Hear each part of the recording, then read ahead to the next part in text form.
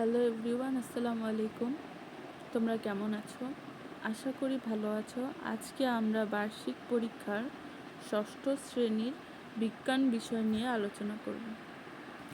বিজ্ঞান, তোমাদের নিশ্চয়ই অনেক স্কুলে বিজ্ঞান পরীক্ষা শুরু হবে অথবা হয়েও গেছে। তো যাদের পরীক্ষা শুরু হবে তাদের জন্য আমার এই নমুনা প্রশ্নটি।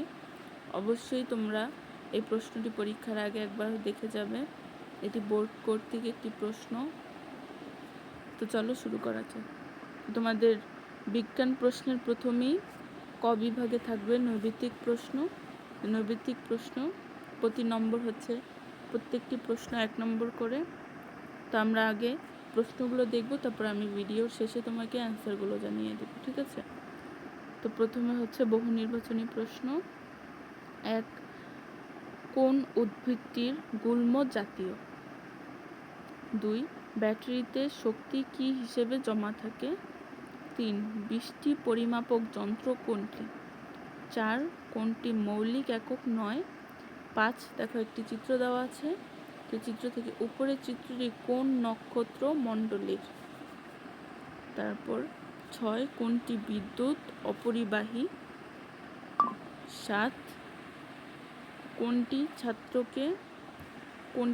ছত্রাকে অনুপস্থিত?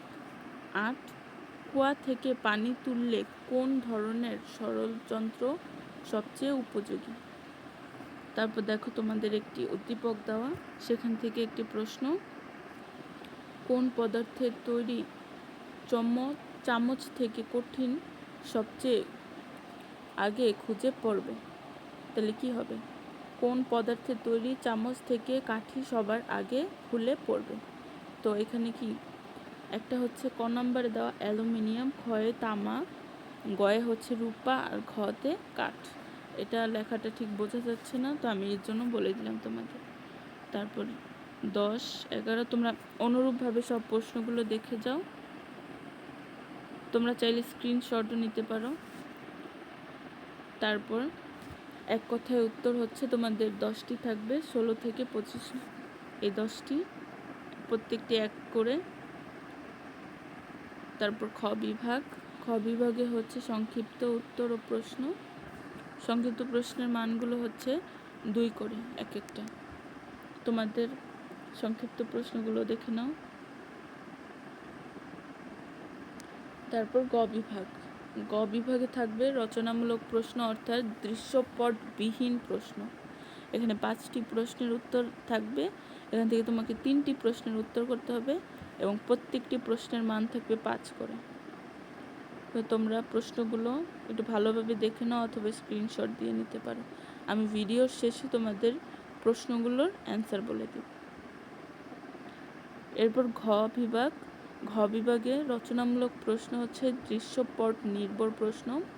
এখানে 7টি প্রশ্ন দেওয়া থাকবে। এখান থেকে 5টি প্রশ্নের উত্তর দিতে হবে। প্রতিটি প্রশ্নের মান 8 করে। তো তোমরা সুন্দরভাবে প্রশ্নগুলো দেখো।